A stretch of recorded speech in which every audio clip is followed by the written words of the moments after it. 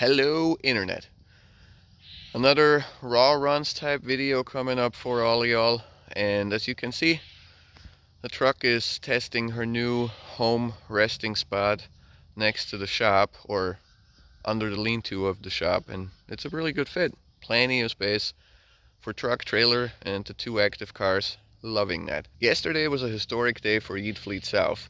It was the first event with Farah officially being a team member, and it was also really cool because, best of my knowledge, it was the first time ever that there was a competition on the skid pad of OKC, so Orlando Kart Center. We managed to get into that, and it was a really good time.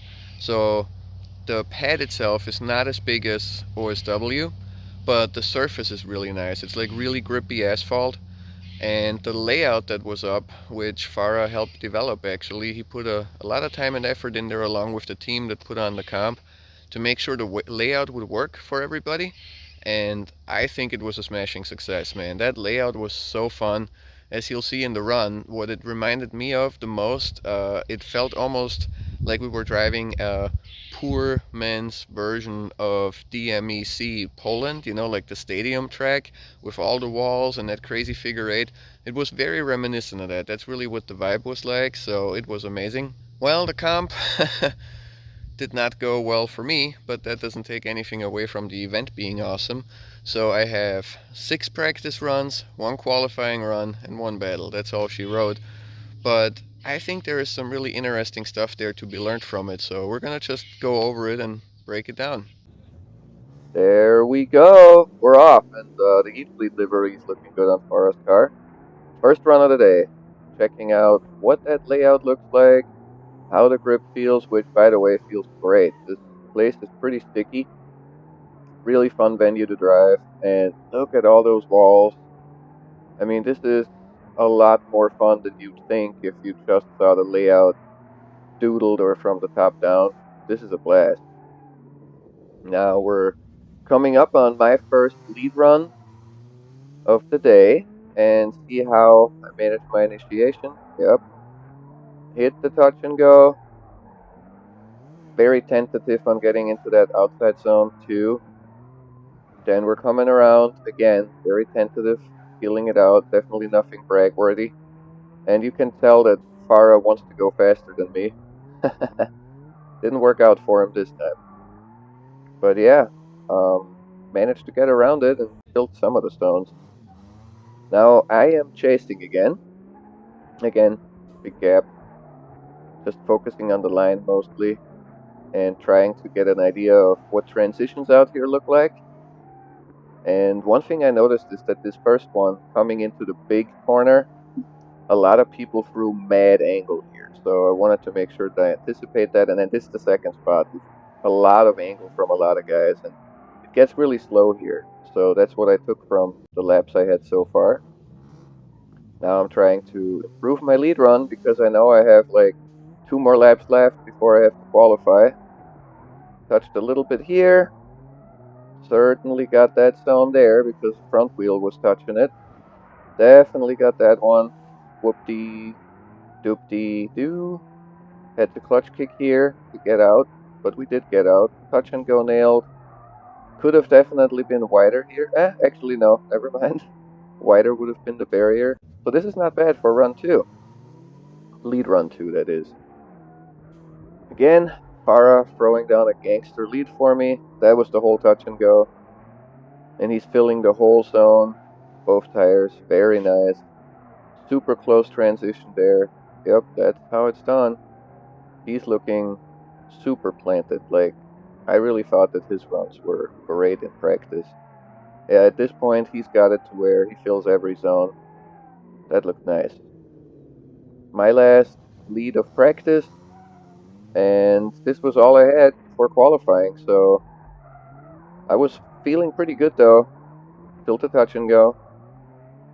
Got to the outside zone, bumped that barrel just a lick with the tire, really close to the wall here.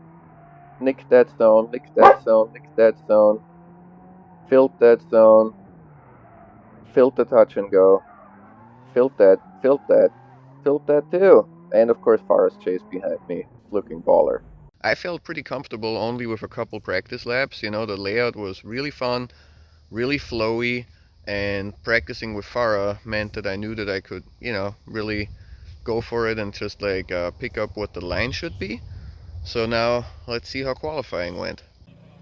We are in qualifying. I'm at the line. I'm about to get sent out. So this is real time speed.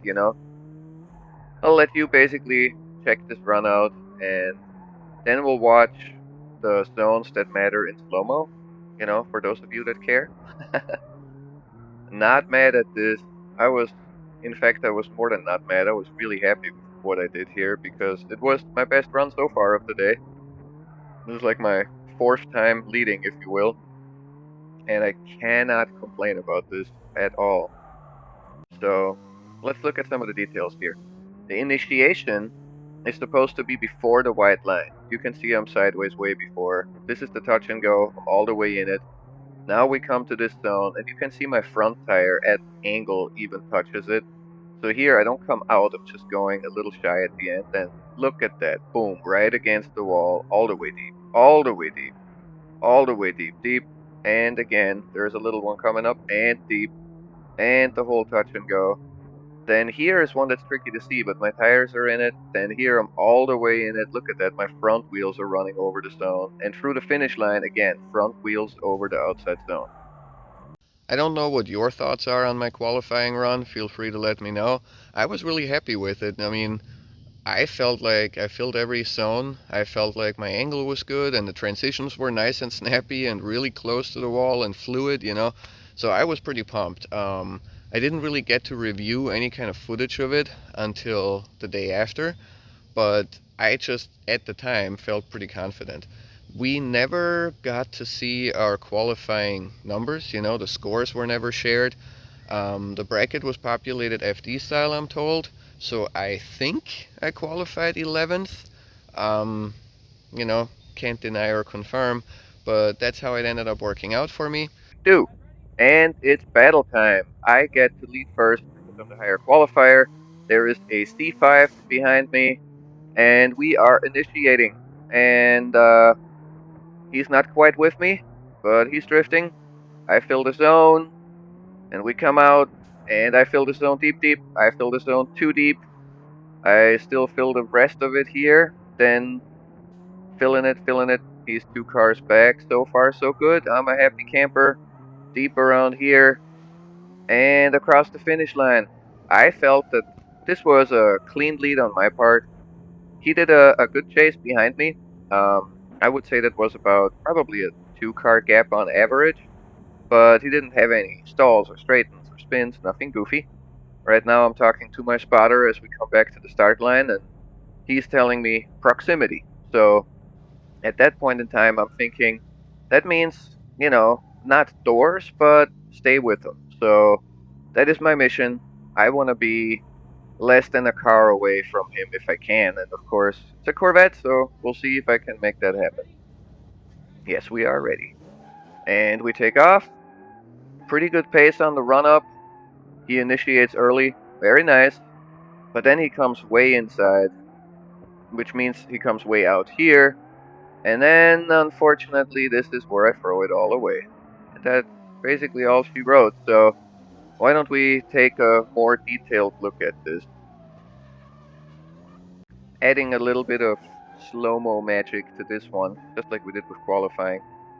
Really good initiation on his part, loved how that looked. But then he just drives way too tight. Like, look at the distance between his rear bumper and that touch and go. And now look, he's kicking up the dirt. Like, he almost goes into the concrete wall, not the barriers. I'm deciding what to do here. I'm trying to close a little bit in through the zone. I'm about on exactly the same line as him. And now this is where it gets hairy for me because now I anticipate a rotation. Basically now. So you can see that I'm really getting aggressive on my rotation. But as I'm looking in front of me, I'm still staring at his rear bumper. And there is no pocket. Why? I don't see a door. Ah! Man, bummer. Should have done better than that, I suppose. So yeah, sadly, that's all she wrote. But like I said, overall the competition was a really good experience. And based on the group chat that originated all this, essentially, it seems like there will be more events like this coming up. There is even talk about separating potentially into more of a pro-am group and a street tire group and all that. So I really think the future for this venue is very bright, and I think this is an amazing addition to the Floridian drift scene. It's not like we have a crazy amount of tracks down here, so any addition is welcome, of course, but this one legit seems like this could be a new go-to for a lot of guys, so I'm pretty excited. That's it for today. I'll see you around.